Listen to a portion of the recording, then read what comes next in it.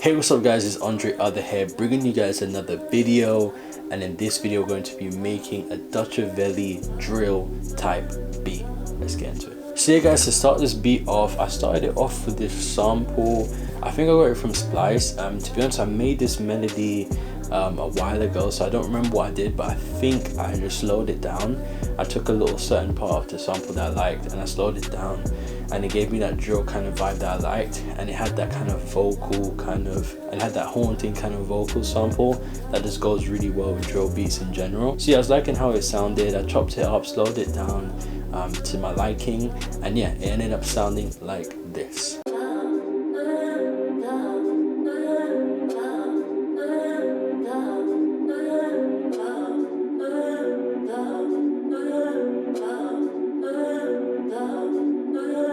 So yeah, then we moved on to the hi-hats, and obviously when you're doing a drill beat you want those trappy, rattling sounding hi-hats. So I found one on Splice. I was just looking through the different drum kits that I had on Splice, and then I found these hi-hats that sounded really trappy, really rattly, and just went really well with the drill beat. So I just dragged it into Logic and I created this very simple hi-hat pattern with this drill kind of bounce. I was liking how it was sounding, but I wanted it to sound a little bit more interesting. So what I did, and this is what you guys can do too if you want your hi-hats to sound a bit more interesting, I literally just put Effectrix on the hi-hat track. So I just put Effectrix on it. I was just searching through the different presets, messing around with the different presets just to see how I can alter my hi-hats and make them sound more interesting. So I found this preset and I was just messing around with it a little bit, and I found something I was happy with, and the hi-hats was sounding good. It still had that drill kind of bounce to it, but it sounded interesting. It had these different glitches and stuff like that. So yeah, the hi-hat patterns ended up sounding like this.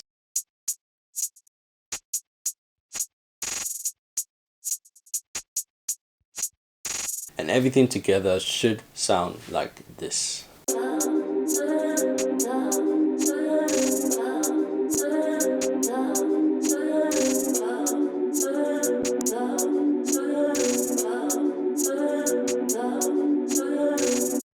So after I finished with the hi-hats, I then moved on to the snares. So I went through Splice. I was just searching through the different drum kits that I had on Splice. I found these snares.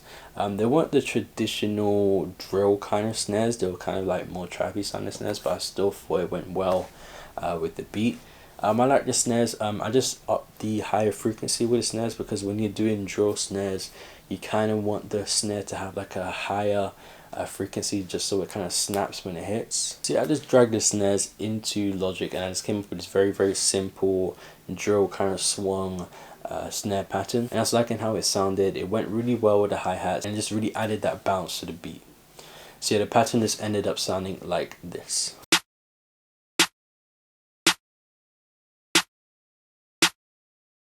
If you hear that with the rest of the beat, everything should sound like this.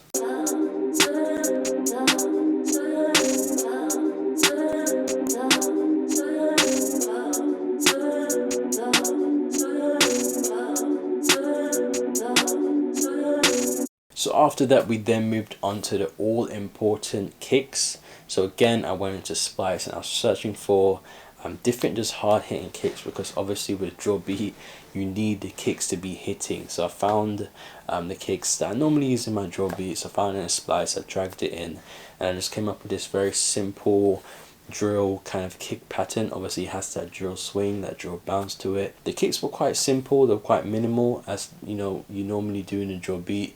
So they're quite simple, they weren't really busy or anything like that, but they were effective.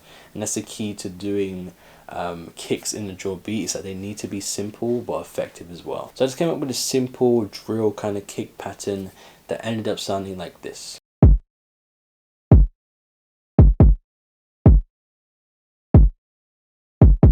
And then when you hear that played with everything else, the beat should sound like this.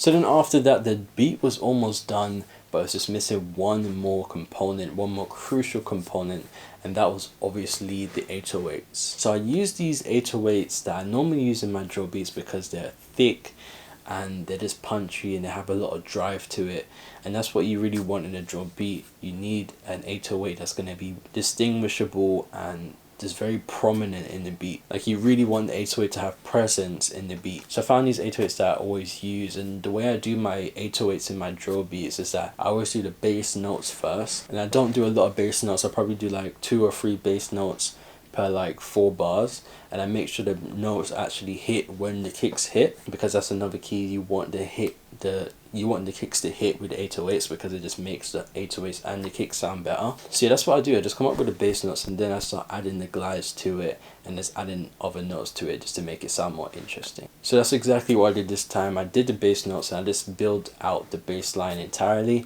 and the bass line just ended up sounding like this.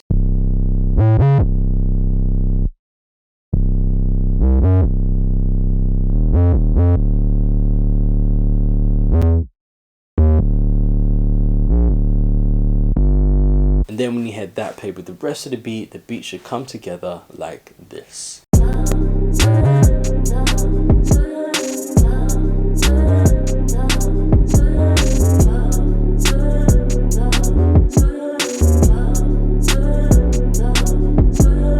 So guys, I was liking how the melody was sounding, but I wanted there to be a secondary melody, just like another melody, just to make sure the song doesn't get too repetitive and too mundane.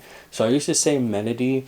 Obviously, because it's a sample from Spice, like I couldn't like find the different tracks that made up the melody. So what I did was I went into Effectrix, and then I just added some reverse effects and stuff like that, just to make the melody sound different, just so when there's different sections of the beat doesn't really sound repetitive, the melody sounds a bit different. So yeah, I was just messing around with Effectrix for a little bit. I was just messing around with the melody, seeing how I can kind of change it and warp it to make it sound a little bit different, and then I finally came up with something with Effectrix, and I made the melody sound different, and yeah, the melody ended up sounding like this.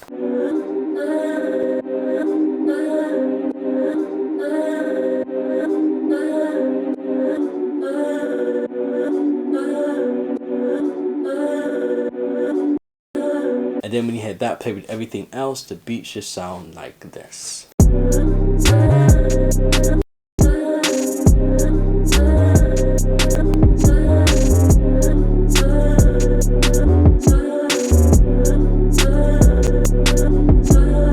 So yeah guys, that was pretty much it. That was every single component there was to this beat, and that was the whole process that went into making this beat. The only thing I had to do after this was structure the beat and mix it, and that's exactly what I did. So you guys, thank you guys so much for watching this video. I hope you guys liked the video.